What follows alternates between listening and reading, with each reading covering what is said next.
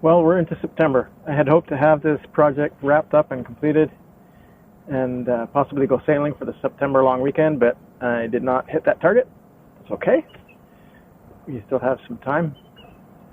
You can see the sun is out. It's a beautiful day. I'm actually sweating a little bit. And we're back to working on the project.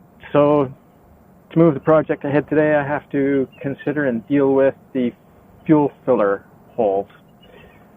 So this hole here I need to fill. I have a choice between teak and oak for a plug, and given that teak is kind of oily and can be problematic epoxying stuff to it, I decided to go for oak. So I used a hole saw and I cut myself a little oak plug, and I will put that in there with some thickened epoxy, and I will cover it with some glass. Not today because I don't actually have the glass on the boat, but I hope to put this in today, get that hole filled. And then the other side over here, this one here, the old deck fill for this, I'm not sure why it's different than the starboard side, but it is. It's actually a smaller diameter. The inside diameter is fine. I can get hose barbs for that, but the outside wouldn't work. So I bought a new deck fill, and I had to open up the hole just a little bit to get the new deck fill to fit. It's a nice chrome job. So I am going to put a little epoxy in the old holes, put a little epoxy around the opening, and put that one in place. This one is now surplus. And if I can make some good progress with that, which I see no reasons why I shouldn't, I will attempt to start putting the hardware on the starboard tank. And if I get that done, then I'll do the port side. But I want to get the starboard side done first. There's less work and less hassle with the starboard side. More work, more hassle with the port side. So I'm going to start with the starboard side, get that in, hopefully get the diesel flowing to the engine and to the diesel heater. Just the ultimate goal is to move the boat back to the mooring buoy further up the hole here. And hopefully we can get this one done too. But we'll see. That's today's project. So I haven't opened up the cockpit yet, but I'm about to do that so that I can plug the old fuel fill, and we'll take it from there. Stay tuned. So I got that little job out of the way. The secondary fuel fill for the starboard side tank has been filled, and I have opened up the port side hole a little bit and filled the old screw holes, and now I'm going to move on to starting the fuel tank installation. First thing I have to do is to plug the vent hose for the secondary fuel fill, the one I just filled. Let me show you what I mean. So this is the secondary fuel fill for the starboard side tank. I've got a plug of wood in there, covered it up with some thickened epoxy, but down below there is a vent hose. This is the guy I'm talking about right here. It used to go to the second fuel fill on the tank, but I'm no longer utilizing that, so I need to plug it. The hose goes into this fitting here. It was all covered in expanding foam. So as you can see, there's a little U fitting here, and both hoses come off of that U fitting over the portcullis and down into the hole here. So I wasn't sure how I should approach blocking this one, but I thought probably the simplest way is the best. So the solution that I came up with was simply this: put a bolt in that hole and use a hose clamp to tighten it down. Pretty easy, eh? 5/8 hose, so I got a 5/8 bolt and a little hose clamp to clamp it down with. Let's see how that goes. So there's the fix for it. The bolt is in the hose, nicely plugged. Hose clamp to keep it in place. I'm going to tuck it out of the way so that the steel doesn't touch the aluminum tanks. We don't want any corrosion starting prematurely. And that will be the end of that.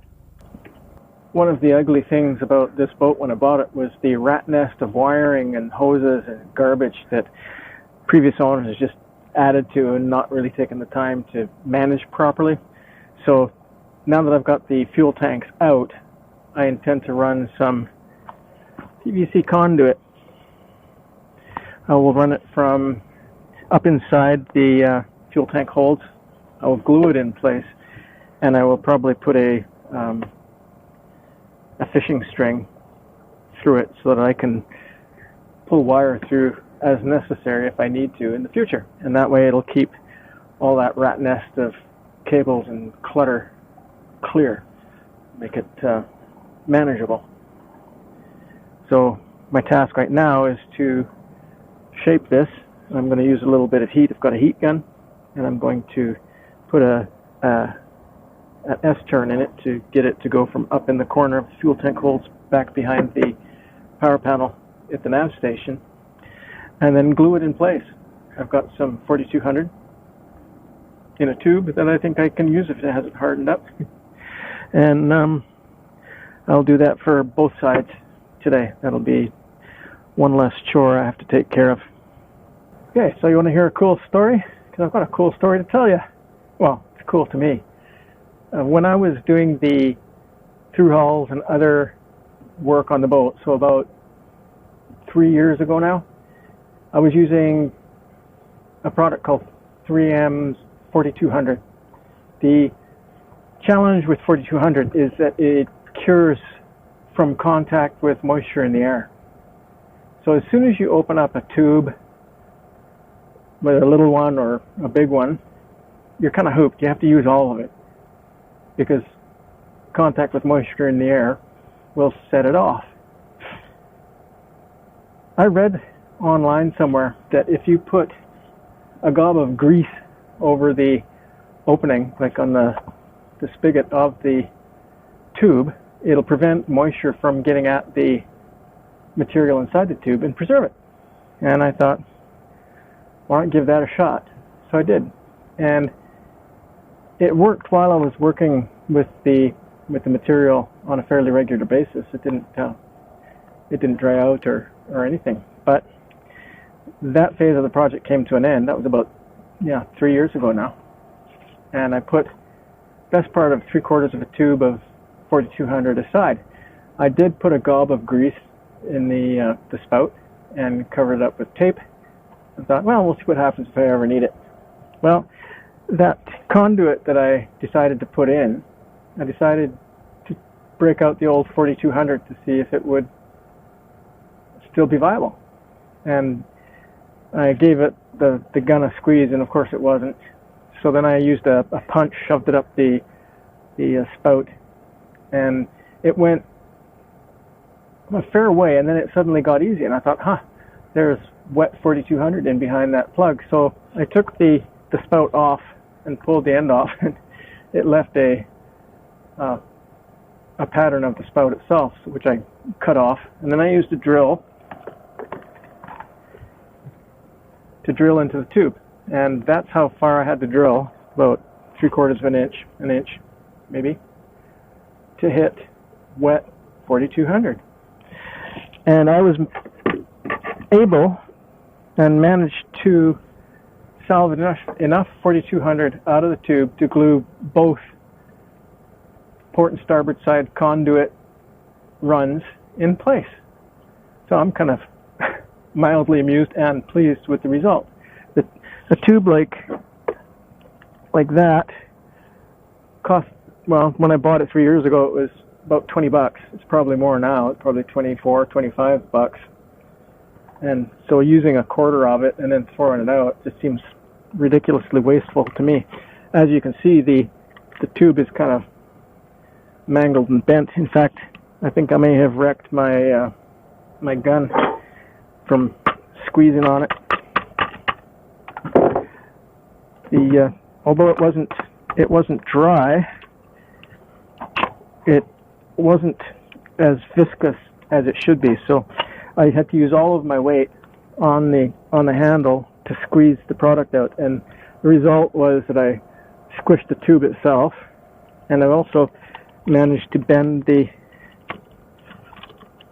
I don't know what you call this thing, the little plate on the end of the glue gun. Yes, I have managed to bend my gun, that plate there. It's about I don't know, 1/16 of an inch thick steel. I bent it. So that glue gun is pretty much done.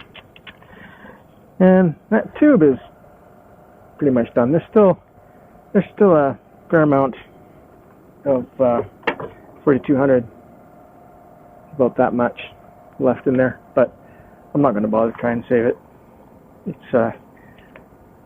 It's just too far gone, I think. And with that, the day's work has come to an end. It's about 5 o'clock in the evening. I need to get home to see the Admiral. And I've accomplished basically what I set out to do today. I will show you what I've done. I plugged this secondary fill on that side. I opened up and plugged the screw holes for that fill there.